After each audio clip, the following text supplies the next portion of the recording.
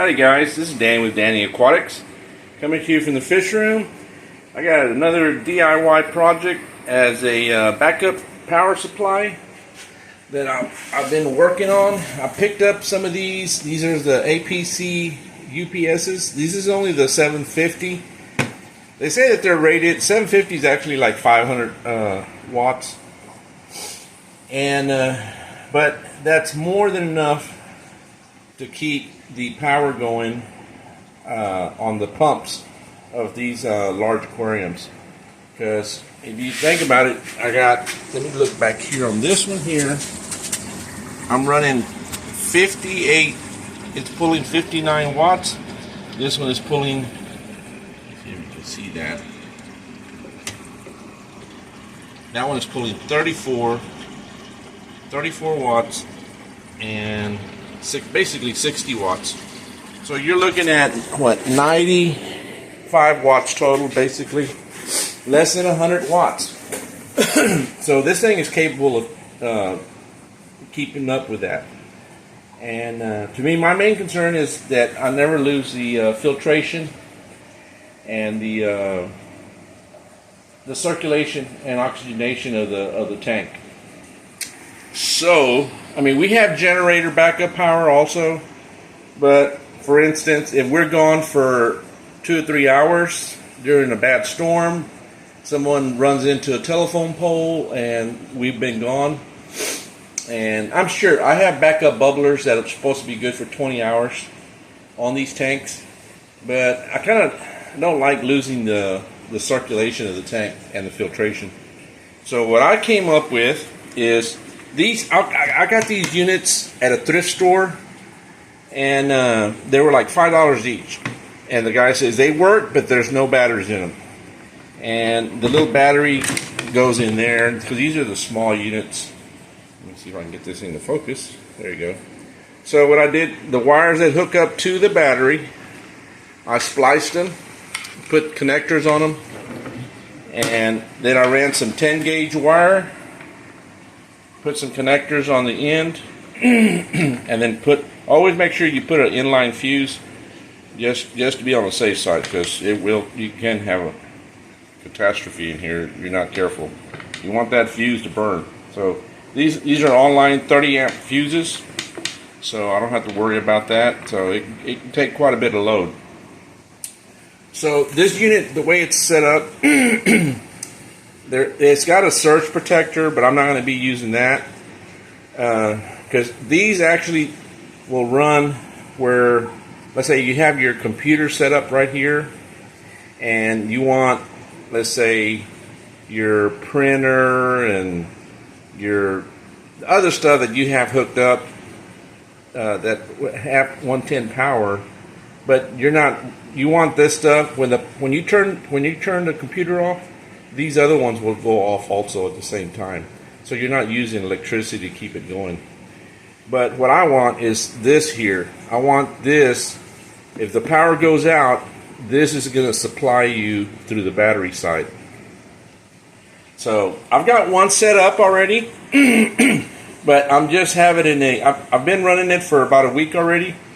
And I want to show you how I have it set up. And it's really simple, because if you can find these units and if they're still working, it's just a battery that's out.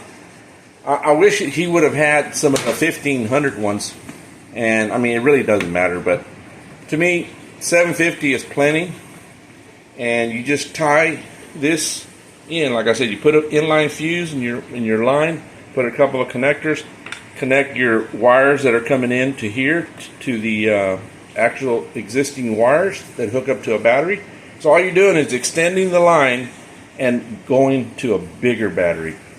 So I'm going to buy I'm going to have 3 of these units, and one for each aquarium, and each one will have a marine battery, a real large deep cycle marine battery. And right now I have this one set up with just a car battery, so I can show you what I have here. Let me turn the light on this thing so you can see.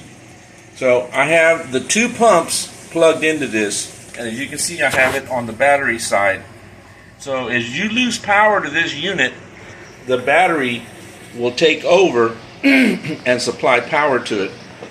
I mean, it's still kind of early in the morning, but I don't know if you can see that, but it's kind of hard to see in here. But the flow is still going in here. You know what? Let me turn the lights on in this tank so you can see what's going on. Real quick. It won't take but a minute. Alrighty. As you can see, I have flow still going to both of these. This one on the right hand side is the polishing one that I have rigged up underneath the cabinet, and this is the sump return. So I'm going to do a test so I can show you how I have it set up. And I need something for my knees. I'm getting old. Turn the light back on. This way. That's a little too strong. Alrighty. Let me crawl up underneath here, and I'm going to turn this block off right here. As you can see, I have two bubblers on each on each side, and these are supposed to be rated for 20 hours after the power goes out. So what I'm going to do is I'm going to turn that block off and just turn the switch off so you can see. And if you heard that click, it went into backup mode automatically. So now the bubblers don't have power, but they have power because they have Nikon, or what are they called? Nikon batteries. So this one is running off the car battery that I have here set up temporarily. And if you look up here, turn this light off again, the flows are still going.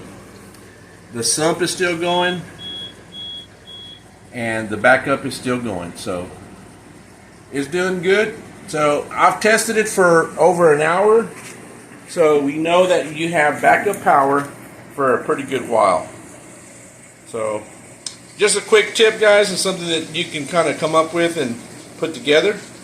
And it really helps out. Gives you a little peace of mind that if you're gone for several hours, if something were to happen, your tanks are still going. So, alrighty, guys, y'all have a good one and a blessed day, and I'll talk to you on the next video. Later, bye.